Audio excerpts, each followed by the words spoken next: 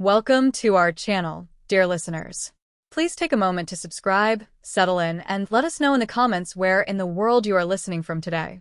Now, let us begin our story. The legacy of Kofi Annan. April 8, 1938, marks the birth of Kofi Annan, the former Secretary General of the United Nations. A historic leader, Mr. Annan was the first Black African to lead the global organization, serving from 1997 to 2006. Rising from within, he was also the first Secretary General to rise to the position from within the ranks of the UN staff. Nobel laureate. In 2001, he was jointly awarded the Nobel Peace Prize alongside the UN for their humanitarian work. On August 18, 2018, Kofi Annan passed away. In his honor, his home country of Ghana declared a week of national mourning to commemorate his life and leadership. His legacy is a testament to the power of quiet dignity and unwavering resolve. Born in Kumasi, the vibrant heart of the Ashanti region in the Gold Coast, which we now know as Ghana, young Kofi grew up in a world on the cusp of profound transformation. His family was one of distinguished heritage. Both of his grandfathers and his uncle were paramount chiefs. This lineage instilled in him a deep sense of traditional leadership, one characterized not by force, but by consensus, respect, and deep listening. As a boy, he wandered the bustling markets of Kumasi, absorbing the rich tapestry of languages, colors, and customs. He was born a twin, sharing a special bond with his sister Efua. In Akan culture, twins are considered a profound blessing, and Kofi carried a quiet confidence that seemed to stem from this unique beginning. The political climate of his youth was electric. The Gold Coast was shaking off the yoke of British colonial rule. Kofi witnessed firsthand the passionate speeches, the peaceful protests, and the gradual dismantling of an empire. When Ghana finally achieved independence in 1957 under the leadership of Kwame Nkrumah, Kofi was 19 years old. The euphoria of that moment, the belief that a new nation could forge its own destiny and stand as an equal on the world stage, left an indelible mark on his soul. It taught him that change, even monumental change, was possible through determination and diplomacy. His education further broadened his horizons. From the elite Mfantsipim School, a Methodist boarding school that taught him the value of service and discipline, he moved to the Kumasi College of Science and Technology. Yet the world beckoned. A Ford Foundation grant allowed him to travel to the United States to complete his undergraduate studies at Macalester College in St. Paul, Minnesota. Imagine the stark contrast. The tropical warmth of Kumasi traded for the biting chill of a Midwestern winter. But Kofi thrived. He charmed his peers with his soft-spoken eloquence, his sharp intellect, and his unwavering politeness. He learned to navigate different cultures, to bridge divides, and to see the shared humanity in everyone he met. This period was the crucible in which the future diplomat was forged. He was not just a Ghanaian studying abroad. He was a citizen of the world in the making. His early life was a masterclass in empathy, a quality that would later define his tenure at the helm of the world's most complex organization. The boy from Kumasi was preparing to step onto a stage larger than he could have ever imagined, carrying with him the hopes of a newly independent Africa and the timeless wisdom of his ancestors. The journey from a student in Minnesota to the highest echelons of international diplomacy was not a sudden leap, but a steady, methodical ascent. Kofi Annan's entry into the United Nations system was humble. In 1962, he took a position as a budget officer at the World Health Organization in Geneva. It was a role steeped in numbers, spreadsheets, and administrative details, far removed from the glamorous world of high-stakes diplomacy. Yet, it was here that Annan began to understand the lifeblood of the international system. He saw how resources were allocated, how competing interests were balanced, and how the massive bureaucracy of the UN functioned from the inside out. Unlike many of his predecessors who were parachuted into top UN jobs after distinguished national political careers, Annan was a creature of the institution itself. He was the first Secretary General to rise to the position from within the ranks of the UN staff. This unique trajectory gave him an unparalleled understanding of the organization's strengths and its glaring weaknesses. Over the next 3 decades, He served in various capacities, moving seamlessly between different agencies and duty stations. He worked for the Economic Commission for Africa in Addis Ababa, the UN Emergency Force in Ismailia, and the Office of the UN High Commissioner for Refugees in Geneva. Each posting added a new layer to his understanding of global affairs. He dealt with human resources, budget, and finance, mastering the arcane internal politics of the UN. His colleagues quickly recognized his extraordinary diplomatic skills. He had a rare ability to defuse tense situations with a gentle smile and a perfectly timed word. He was unflappable, maintaining a serene composure even in the midst of bureaucratic chaos. This quiet competence made him an indispensable asset. When crises arose, it was often Annan who was quietly dispatched to smooth things over. He negotiated with rebellious staff members, navigated treacherous political waters among member states, and earned the trust of people on all sides of the aisle. His rise was a testament to the power of competence and character over flash and rhetoric. He understood that true leadership in a multilateral organization required patience, a willingness to listen, and the ability to build consensus among wildly divergent viewpoints. By the time he reached the senior levels of the organization in the late 1980s and early 1990s, he was already a respected figure, a man who knew the UN better than almost anyone else. He had seen its noble aspirations and its frustrating limitations up close. This deep, granular knowledge of the machinery of international cooperation would prove crucial as he prepared to take on roles of increasing responsibility, stepping out from the shadows of administration into the unforgiving spotlight of global conflict management. His steady ascent was not merely a career progression, it was an apprenticeship in peacemaking. He learned that behind every policy document and every budget line item, there were human lives at stake. This internal perspective, grounded in years of diligent service, equipped him with a profound sense of duty. He was not just working for an organization, he was working for the ideals enshrined in its charter.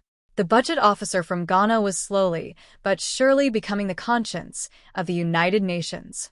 The decade of the 1990s brought profound challenges that would test the very foundations of the United Nations and deeply affect Kofi Annan.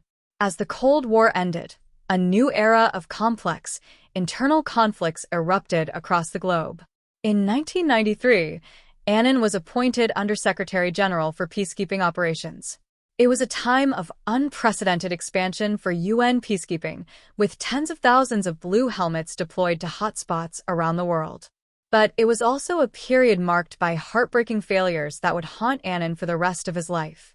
The tragedies of Rwanda in 1994 and Srebrenica in 1995 exposed the severe limitations of the UN's peacekeeping apparatus. In Rwanda, a horrific genocide unfolded while the international community stood paralyzed, entangled in bureaucratic hesitation and a lack of political will. Annan, at the helm of the peacekeeping department, found himself caught between the urgent pleas of commanders on the ground and the reluctance of the UN Security Council to intervene decisively.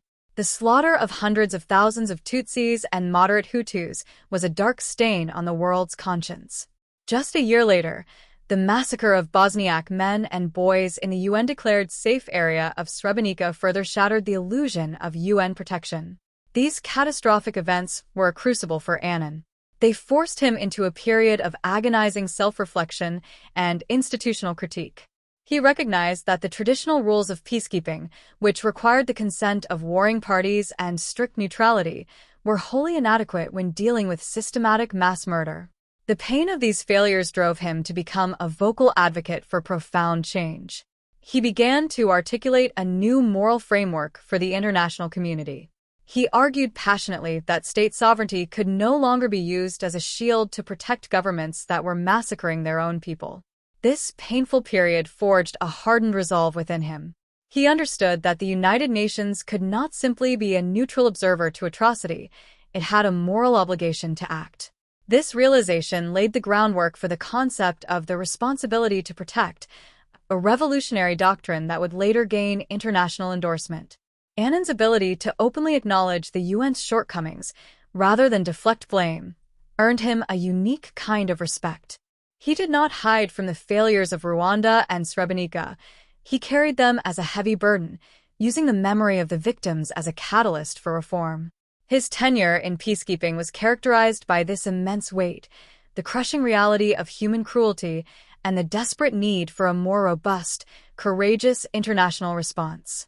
Out of the ashes of these tragedies, Annan emerged not defeated, but fiercely determined to build a United Nations that could truly live up to its promise to save succeeding generations from the scourge of war.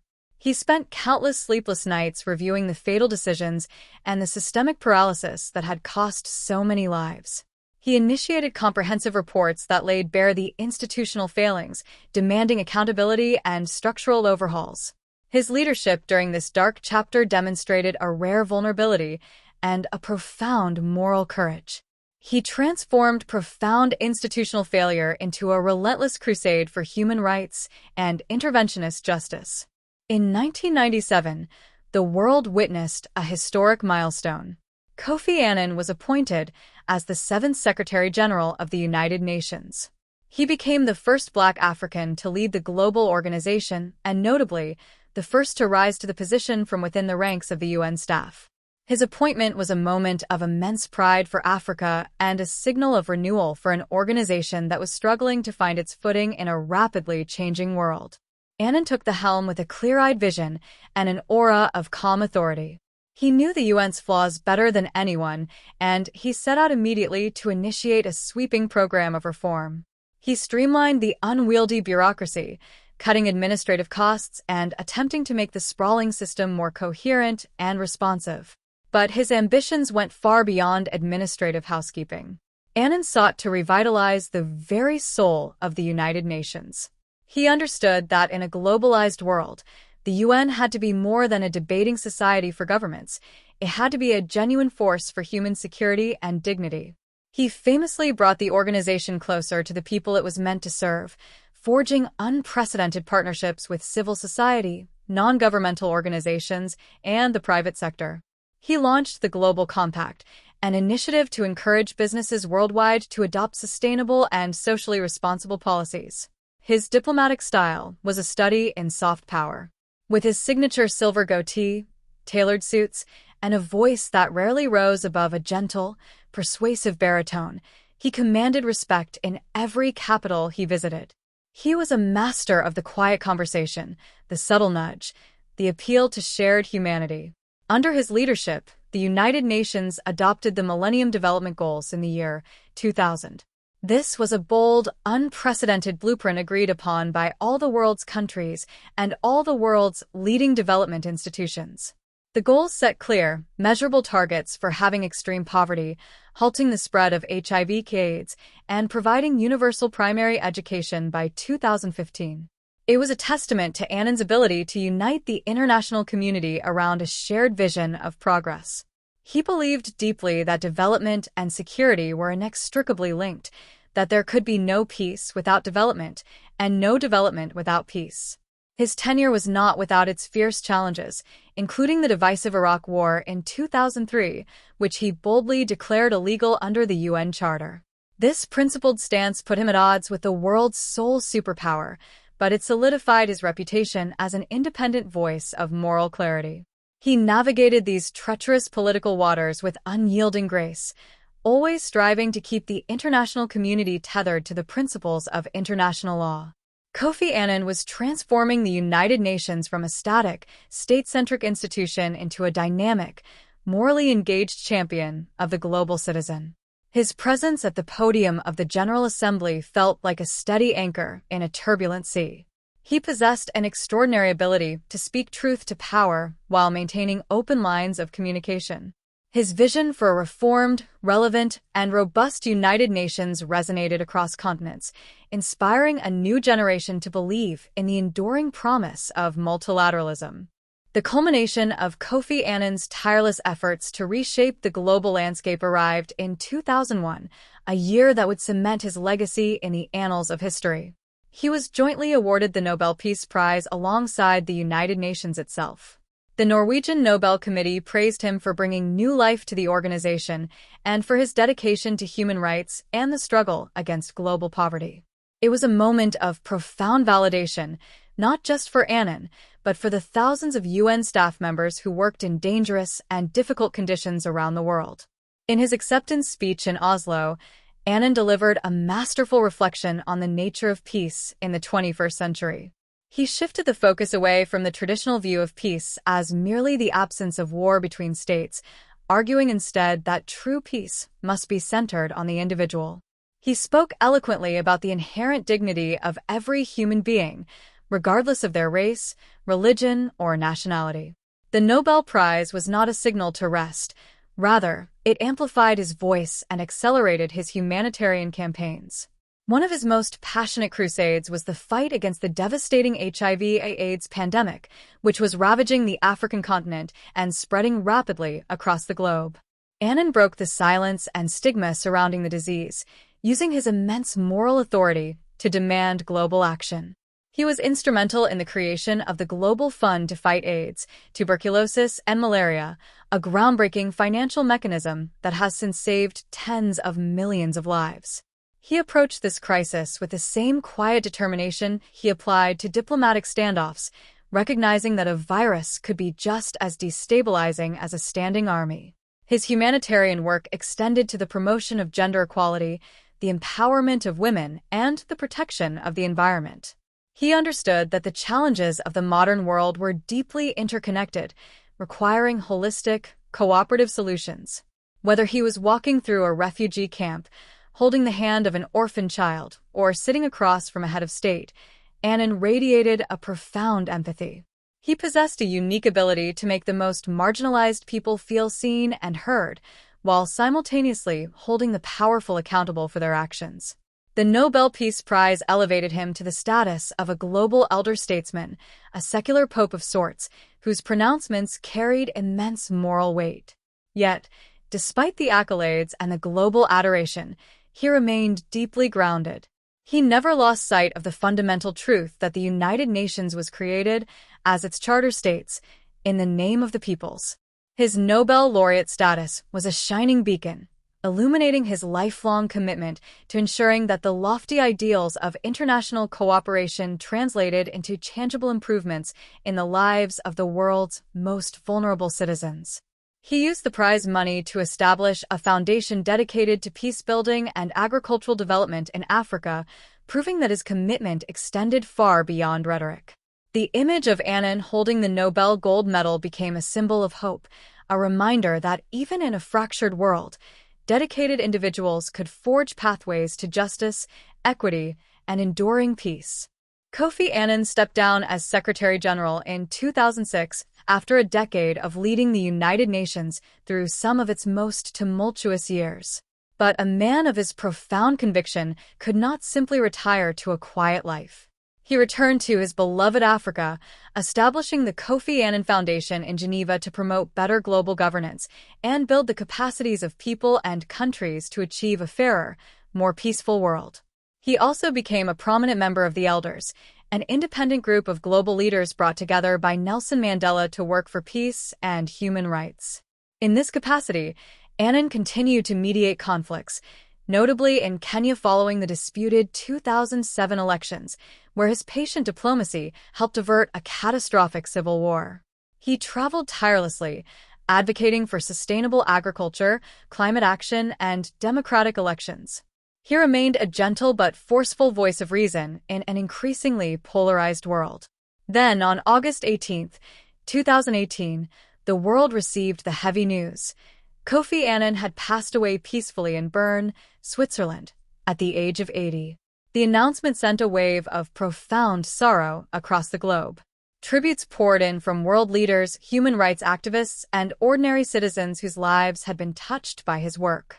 He was remembered not just as a brilliant diplomat, but as a genuinely good man, a leader of unparalleled grace and integrity. In his honor, his home country of Ghana declared a week of national mourning to commemorate his life and leadership. Flags flew at half-mast, and the streets of Accra were filled with the somber rhythms of traditional drumming. His state funeral was a magnificent, deeply moving tribute that blended the solemnity of international diplomacy with the rich cultural heritage of the Ashanti people. World leaders gathered alongside traditional chiefs draped in red and black mourning cloth, a fitting reflection of a man who seamlessly bridged worlds. The week of mourning was not just about expressing grief, it was a celebration of a life entirely devoted to the service of humanity. Kofi Annan's legacy is etched not only in the treaties he negotiated or the institutions he reformed, but in the countless lives saved by his humanitarian initiatives. He proved that quiet diplomacy could be a powerful force for change, and that true leadership requires both a brilliant mind and a compassionate heart. He challenged the world to be better, to look past the borders that divide us, and to recognize our shared destiny. As we reflect on the legacy of Kofi Annan, we are reminded that the quest for peace is a continuous journey. The gentle giant of global diplomacy may have left this earth, but his vision of a more just, equitable, and peaceful world continues to inspire generations. His story, from the vibrant streets of Kumasi to the highest corridors of global power, remains a shining testament to the enduring power of hope and the unyielding pursuit of human dignity. We thank you for joining us on this journey through the life of a remarkable leader. We hope his story has inspired you as much as it has inspired us. Please remember to subscribe to our channel for more tales of history and heroism, and leave a comment sharing your thoughts on Kofi Annan's incredible legacy. Until next time, may we all strive to carry forward his torch of peace and understanding.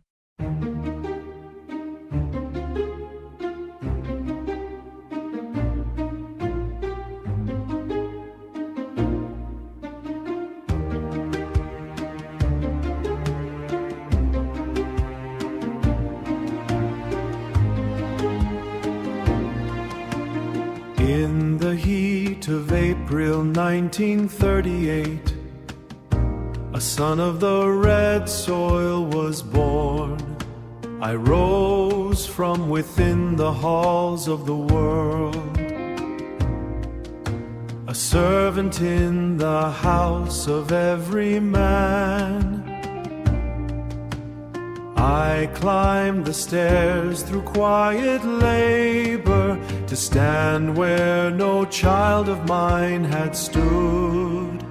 Peace reign. I am the fire that never truly dies, a man of honor, a leader of the earth, the first to rise from our ancestral land, to hold the prize of peace within my hand, a beacon for the nations of the world. For 9 years I bore the heavy weight, from 97 until the year of 6, the Secretary General, calm and firm. I sought the path where every heart is free. I spoke for those the world forgot to hear, with dignity as my only armor. I am the fire that never truly dies, a man of honor, a leader of the earth, the first to rise from our ancestral land, to hold the prize of peace within my hand. A week of silence for the soul departed, my work is done, the spirit finds its rest. The August air grew still in 18 years, a man of honor, a leader of the earth, the first, the prize from a peace within my hand, a beacon for the nations of the world. I find my home. The peace of Africa, the peace of man.